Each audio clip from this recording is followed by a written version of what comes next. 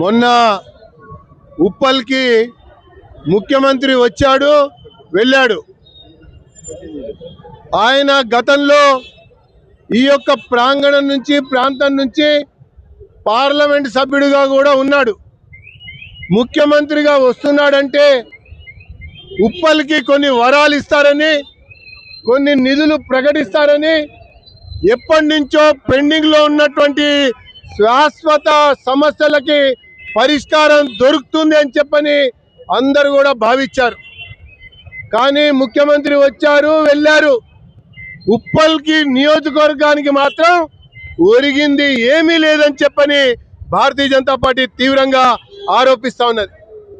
ఎప్పటి నుంచో దశాబ్దాలుగా ఈ యొక్క ఉప్పల్లో జూనియర్ కళాశాల కావాలని, ప్రభుత్వ జూనియర్ కళాశాలను ఏర్పాటు చేయాలని అనేక రకాల ఉద్యమాలు చేస్తే అప్పుడు బీఆర్ఎస్ ప్రభుత్వం కూడా మరి యువకులని వంచింది, మోసగిచ్చింది, కళాశాలని ప్రకటించాల.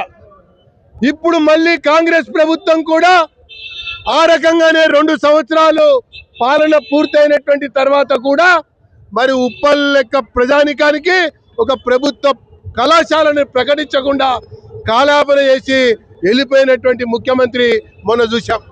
మరి దాంతోపాటు మరి ఇక్కడ అద్దె భవనంలో మరి చాలా చిన్న ప్రాంగణంలో ప్రభుత్వ డిగ్రీ కళాశాల నడుస్తూ ఉంటే ముఖ్యమంత్రి గారు వచ్చి ఆ డిగ్రీ కళాశాలకి కొత్త భవనాలకి నిధులు ఇస్తాడని, మరి భూమి కేటాయిస్తాడని, శంకుస్థాపన చేస్తాడని చెప్పని ప్రజానికం అంతా కూడా ఎదురు చూశారు. దాన్ని కూడా నీరు గార్చారు, పైసా ఇవ్వలేదు. కొత్త భవనం గురించి కనీసం ప్రకటన కూడా చేయలేదని చెప్పని నేను తెలియజేస్తా ఉన్నా. ఇకపోతే ప్రతి నిత్యం కూడా ఈ యొక్క ఉప్పల్ చౌరస్తా నుంచి లక్షలాది మంది ప్రయాణికులు నల్గొండకి, వరంగల్కి, మరి ఇతర అనేక ప్రాంతాలకి ఇక్కడి నుంచి వెళ్తూ ఉంటారు. నేను ఎమ్మెల్యేగా ఉన్న సమయంలోనే నల్ల చెరువు కాడ 5 ఎకరాల భూమిని మంజూరు చేయించడం జరిగింది. అప్పటి బీఆర్ఎస్ ప్రభుత్వం దాన్ని నిర్లక్ష్యం చేసింది, అలసత్వం చూపింది, ఏ రకంగా కూడా ఏర్పాటు చేయకుండా ఉండాలని చెప్పని ప్రయత్నం చేసింది. మళ్ళీ తర్వాత కాంగ్రెస్ రావటం, ఇప్పటి ముఖ్యమంత్రి గతంలో పార్లమెంట్ సభ్యుడు అయినప్పటికీ కూడా ఈ లక్షలాది మంది ప్రయాణికులకి ఊరట కలిగించడం కొరకు కనీసం ఒక బస్ టెర్మినల్ని ప్రకటిస్తాడు, నిధులు కేటాయిస్తాడు, దాని కొరకు శంకుస్థాపన చేస్తాడని చెప్పని ఆశించాం. దాని పట్ల కూడా నీరు గార్చారు.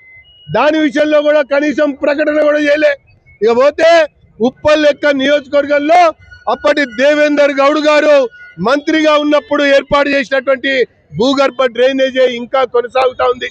కనీసం డ్రైనేజీని ఆధునీకరిస్తారని, భూగర్భ డ్రైనేజ్ కోసం నిధులు కేటాయిస్తారని చెప్పని మరి మోకాల్లోతు నీళ్లు అనేక బస్తీలలో మరి వర్షాకాలం సమయంలో కనబడతా ఉంటే దానికి కూడా నిధులు కేటాయించకపోవటాన్ని భారతీయ జనతా పార్టీ తీవ్రంగా తప్పుపడతా ఉన్నదని చెప్పని నేను మనవి చేసుకుంటూ, మరి ఇంకా అనేక కొత్త బస్తీలకు కూడా మంచినీటి సరఫరా లేనటువంటి ఒక పరిస్థితి కొట్టు ముట్టాడుతున్నటువంటి సమయంలో ముఖ్యమంత్రి వచ్చిందేంది, చేసిందేంది, ఈ యొక్క నియోజకవర్గ ప్రజలకి ఒరిగిందేంది అన్నటువంటి విషయాన్ని తెలియజెప్పడం కొరకు, చాటడం కొరకు ఈరోజు ఇక్కడ నిరసన తెలియజేశామని చెప్పని పేర్కొంటూ, ఉప్పల్ బాగాయితుకు సంబంధించినటువంటి భూ యజమానులు కూడా ఎన్నో సార్లు పోరాటం చేస్తే మరి నేనున్నప్పుడే వాళ్ళకి మరి అలాట్మెంట్ లెటర్స్ ఇప్పించడం జరిగింది.